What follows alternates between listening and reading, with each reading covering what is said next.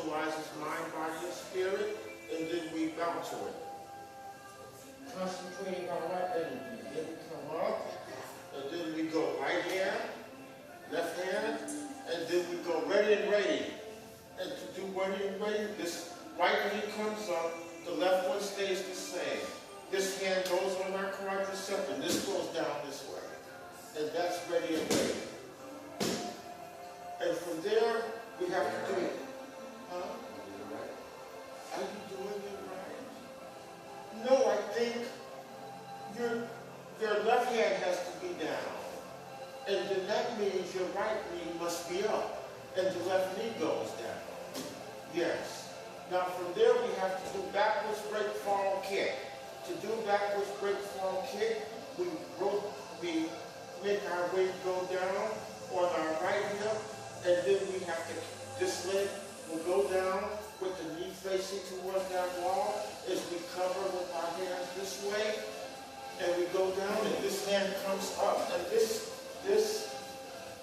elbow is on the outside of the knee, this leg is up, this hand is planted on the ground, and then we do our kick with the toes curled, and we kick at the angle, yuck, and then we can come up, and then we can start stretching. How's my form here? Your form, let me see, okay, this arm must be bent. It has to be at an angle for support. And this must always be on the outside and never the inside, and you cover your ear and your neck more so. But I don't think we actually touch it that way. It seems to be more this way. And because I never remember grabbing my neck. This covers the whole thing, and you should be able to look from there. And then you know you're safe. And this to protect you against the kick of the head. This is right? Is that right? Well, not exactly, because that leg has to be more bent. And that should be more up. You're more down like this. That's different. You have to be up more like this. Oh, my elbow? Yes. And this is pointed in the same direction as the knee. And there's about, what would that be? 12 to 15 inches of space, I would gather. And then you can do your kick. And then sometimes from here, then we can do a reverse roll, or we can do stretches. Okay. All right, let's do the stretches. Now we can do our lesson. Okay. Let's start with drop elbow. Okay. To do drop elbow, we go to fighting stance. Fighting stance is a 50-50 stance, and it's even, and all the weight is over the torso like this. The legs are bent, and these hands come up and this way. And this is out, I would gather that's about 12 inches, and this is closer to the chin, and the feet are straight. And then to do the drop elbow, this hand... So check my form. Every time you do something, you gotta check my form, make sure you're right. Your back foot has to be facing me, and your heel needs to be up. It should be up. I was thinking the heel should be up about 3 inches off of the mat. Okay. And then to do the drop elbow, the idea... So my form good? Is the form good? No, it's not, because your left leg should be forward, the right one should be back. So when you teach me something, if you just show me like this, Yes. sometimes it might confuse me if I'm looking at you. Yes. So sometimes it helps if you stand next to me. Yes. That way I can match you. Yes. So it's here, and now to do the drop elbow, the idea is to still keep this hand up. This comes up a little, and it comes down with the whole body with it.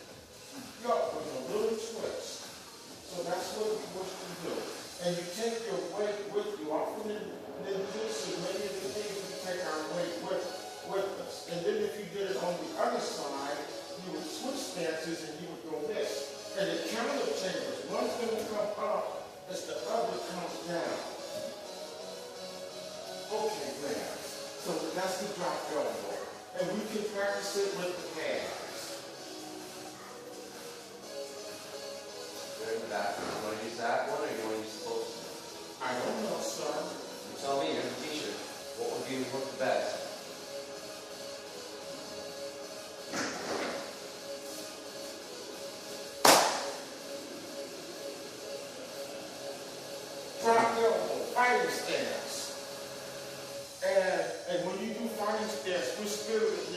have to key up when you go to the fighting stance. Fighting stance. Drop elbow.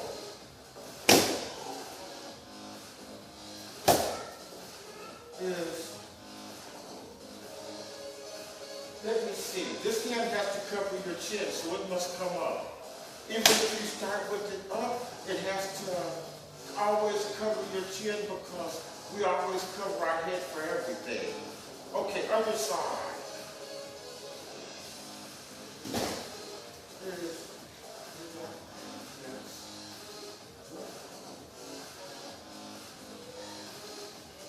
Other side. There you are. Oh, you're doing the power drop elbow. There's two types of drop elbows. One is a drop elbow like this, and the other one is a power drop elbow, and it goes like this.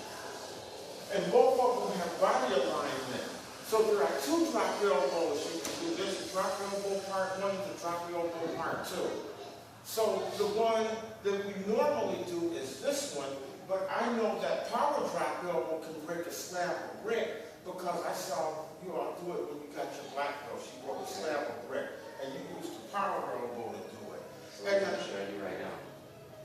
One of each. No fighting stance. Yep. Drop elbow. Now, the regular drop elbow. And when you do it, the other hand has to come up to protect your face and for purposes of counterbalancing and chambering. So, and covering. Yeah. Yeah. Yeah.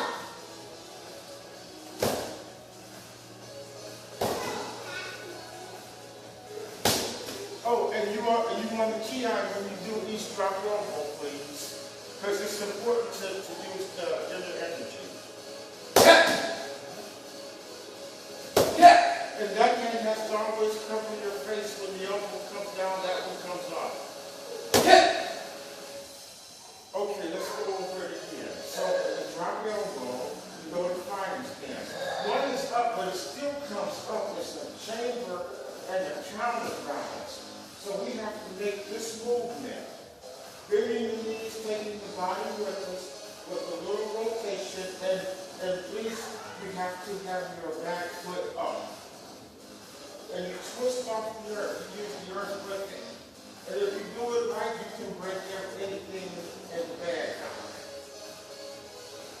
And then switch stance. Which part of my elbow is just targeted? You hit the elbow with the bony part of your elbow because you're applying the... No, not that bony part, that bony part. Oh, okay. Because it applies the law of P equals F divided by cubic A, which means force, F equals P divided by cubic A. Force equals pressure divided by cubic area. That's the scientific law.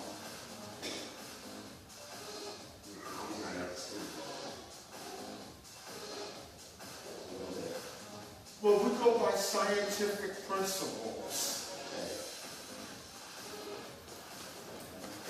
Okay.